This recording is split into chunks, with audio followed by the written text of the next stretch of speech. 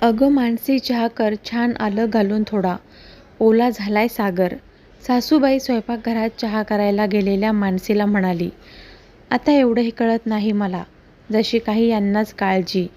मानसी मनामध्येच म्हणाली, सागर ऑफिसमधून येताना ओला झाला होता. सागर डोकं पुस बरं, सर्दी होईल, अशा अनेक सूचना मानसीला ऐकायला येत होत्या. उकळत्या चहाबरोबर तिच्या रागाच्या उकळ्याही मनात फुटत होत्या. मानसी आणि सागर दोघांच्या लग्नाला 30 वर्ष झाले होते. दोघेही नोकरी करत होते. सागरची नोकरी सुरू होती आणि मानसीने स्वेच्छानिवृत्ती घेतली होती. 2 मुलं होती. दोन्ही मुले नोकरीनिमित्त बाहेर होते. सासूबाई सोबत असायच्या. सासरे आधीच देवाघरी गेले होते. तिला लग्नापासूनचे दिवस आठवले. किती सूचना, सारखं हे कर ते कर. अरे बायको आहे मी, मला ही काळजी असेलच. आता हेच बघा, चहा करणारच होते, आलंही घालणार होते, पण तरीही सूचना केलीच. संध्याकाळी जेवणात पण तसंच. अगं खिचडी केली ना, पापड भात सागरला खूप आवडते. आता हे काय सांगणं झालं. 30 वर्ष झाले लग्नाला, पण असं सांगतात की आजच आली या घरात. यांनाच मुलाची काळजी, मला काहीच काळजीच नाही. मानसी रात्री झोपायला बेडरूममध्ये गेल्यावर थोडी चिडलेली होती. काय गं, काय झालं? तिच्या चिडलेल्या चेहऱ्याकडे पाहून सागर म्हणाला, काही नाही, या आई सारख्या सूचना करतात. खूप कंटाळा आला मला या गोष्टीचा. मला नाही का प्रेम तुमच्याबद्दल? मोबाईलमध्ये पाहत मानसी बोलू लागली, अगं मानसी वेडी आहेस का तू? आता उद्या तू सासू होशील.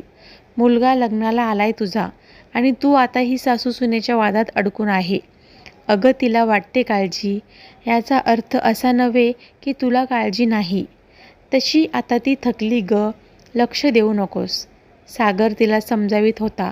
मानसीचे मोबाईलवर मैत्रिणींशी बोलणे सुरूच होते. हे नेहमीचे झाले होते. त्यामुळे सागर हे जास्त लक्ष देत नव्हता. तो आईलाही दुखवत नव्हता आणि मानसीलाही नाही.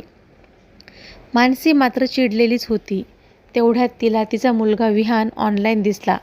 नोकरीनिमित्त दुसऱ्या शहरात राहत होता. तिने सहज कसा आहेस म्हणून टाकलं. अगं ठीक आहे. मुलाशी बोलता बोलता ती मघाचा ताण विसरून गेली. आई एक गोष्ट सांगू, कुणाला सध्या बोलू नकोस. मला एक मुलगी आवडायला लागली. कोणती जात? मानसीने पहिलाच प्रश्न केला. माहिती नाही. अरे हे काय आई, तुझंही काही हा. कुणी मुलगी आवडली तर जात विचारायची का तिला? अरे पण आडनावावरून कळते ना निदान. मराठी आहे का एवढं तरी कळतं. मराठी नाही आहे, हिंदी भाषिक आहे आणि हिंदू आहे, एवढं कळलं मला. आता त्यांच्यात पण आपल्यासारखी जात पाहत असते का माहीत नाही. बघ बाबा, विचारपूर्वक निर्णय घे. स्वभाव जुळतो का अंदाज घे आणि नंतरच पुढचे ठरव. अशा अनेक सूचना देऊन टाटा करून तिने फोन ठेवला. नेहमी मुलाशी बोलणं झालं की तिला फार हलकं वाटायचं, पण आज मात्र अस्वस्थ वाटत होते. मुलाला एखादी मुलगी आवडली, आनंदाची गोष्ट होती. तसेही मानसीला जातीतलीच असावी असा अट्टहास नव्हता. पण मिळाली तर छानच असं वाटायचं. पण तरीही मुलगी वेगळ्या समाजातील आहे, आपल्यातली नाही म्हटल्यावर अधिकच अस्वस्थ वाटत होते. कशी असेल मुलगी? एवढं वेगळ्या संस्कृतीमधली मुलगी ॲडजस्ट करेल का? असे अनेक विचार रात्रभर तिच्या मनात थैमान घालत होते. आणि या सगळ्यात मुलाचा संसार सुखी व्हावा हा एकच उद्देश होता. मुलाची वाटणारी काळजी तिला अधिकच अस्वस्थ करीत होती. ती विचार करू लागली, आपण एवढं अस्वस्थ का झालो? आपण कमावते आहोत तरी एवढं असुरक्षित का वाटते की मुलगा आपल्यापासून दुरावल ही भीती वाटते. ती मनात विचार करू लागली, हा निसर्ग नियमच आहे. लग्न झालं की मुलगा थोडा दुरावणारच आणि ते स्वीकारायलाच हवे हे आपल्याला कळतं. तरी आपण नुसतं विचाराने इतकं अस्वस्थ झालोय.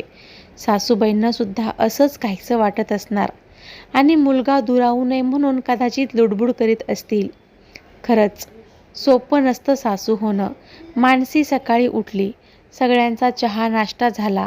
सासूबाई बोलल्या, अगं आज छान पिठलं कर, सागरला आवडते तसं. नाहीतर मीच करते. आई तुम्हीच करा, मी बघते तुम्ही कसं करता ते. बरेच दिवसापासून तुमच्या हातचं पिठलं खाल्लं नाही आणि आज शिकूनही घेते. आज मानसीला सासूबाई नाही तर सागरची आई दिसत होती आणि दिसत होती एवढ्या म्हाताऱ्या वयातही मुलासाठी वाटणारी आईची माया. मित्रांनो, कथा आवडली असेल तर लाईक आणि सबस्क्राईब करा. धन्यवाद.